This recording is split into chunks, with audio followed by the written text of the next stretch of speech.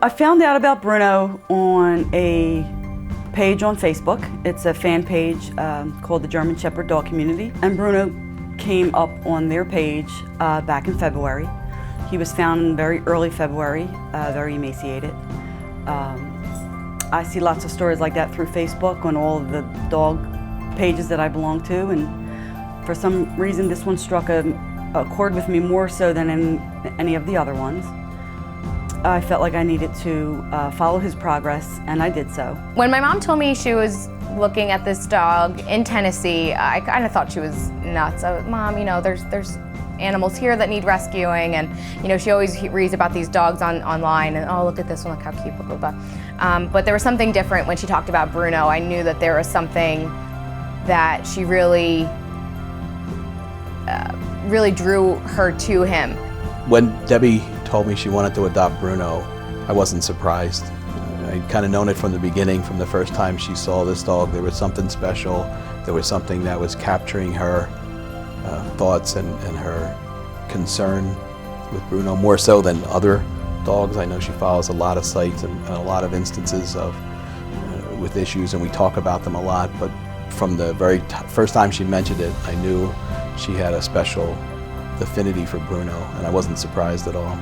The moment that I realized that I wanted to adopt him, I believe, was the one photo that haunted everyone, and he was in his box. It wasn't even a doghouse, it was just a box. And his eyes, it was his eyes.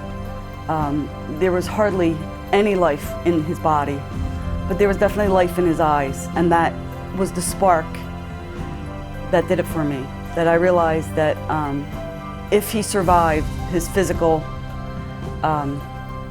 struggles, his physical challenges, he was going to be okay, and he needed to be my dog. When I found out that we were the lucky ones chosen to get him, we took about 4 days to travel and to stay down there and to come home. The experience down there was just nothing short of surreal and amazing. The news media was there. That was a little bit of a anxious moment for me. I mean, I knew it was coming, but I didn't expect the news camera and the reporter for the newspaper and what have you. But I kept my cool. They had us prepare for him to come through the door, and when he came through the door, the sea of people that were standing there just separated, and out he came. The tech had him on the leash. And it was as if he was already mine. It was as if I already knew him. And he greeted us as if he already knew us, and that was just the coolest thing. Going down to see Bruno and to meet him for the first time, I think it was an incredibly emotional event when we finally got to meet the little guy that we'd all read about and followed for so long. And you can't imagine a greater group of people, from the folks at the animal hospital to the rescue people to his very first angel, the neighbor who called. It was so heartwarming to see that people really did care about him, and you kind of forget, how he had been mistreated simply because there were so many people rooting for him and making sure he was going to have a good life. When they first found Bruno, they thought he was already dead when they approached him. There was no body temperature, there was no heart rate.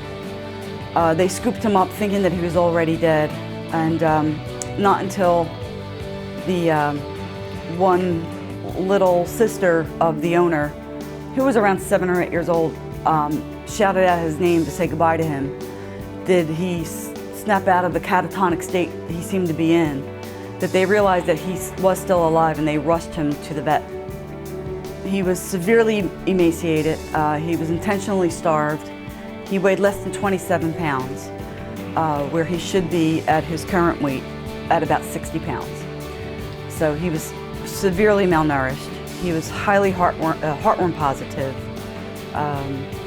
He had every internal and external parasite that there is. He had no muscle mass. He was just skin and bones.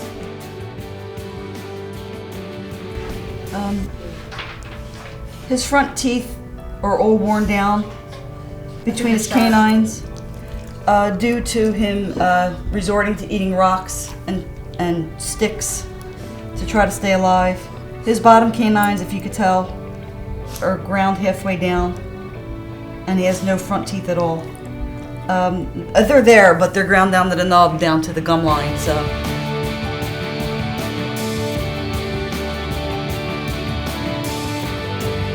Bruno was also found with a very heavy chain around his neck, tethered to his box. He still has a huge inch-thick scar tissue along his neck from around here to here, where the chain just embedded into his skin.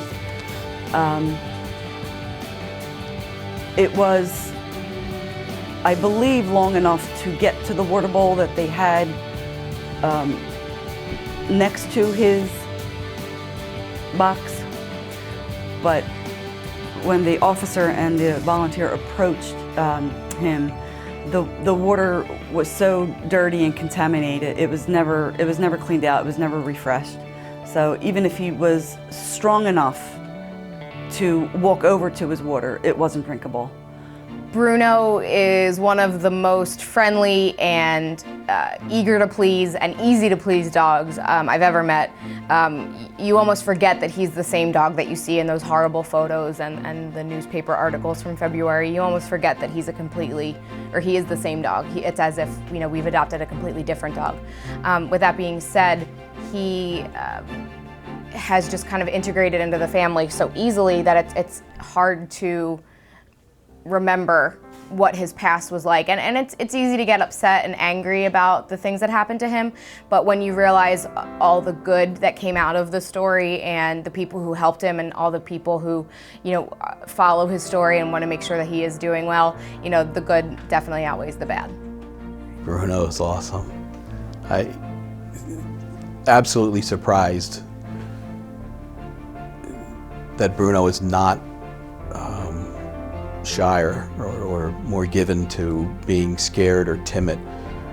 He does respond, you know, to a raised voice, as you might expect, and cowers a bit, but for the most part, he's just thoroughly engaged with the family.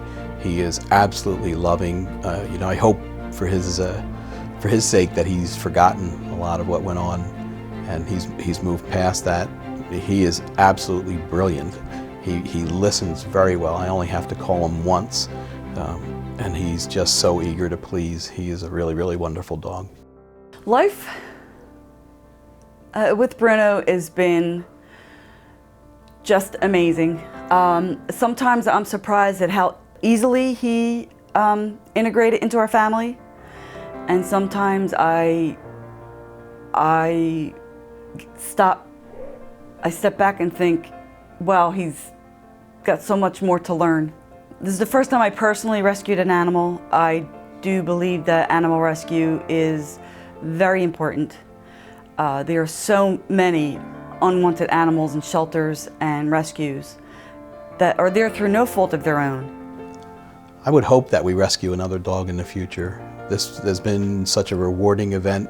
To have Bruno come in is really special, and I would hope that we can do that again. I think we'll have to avoid the tendency to want to adopt every instance that we see, and that might be the hardest part of all.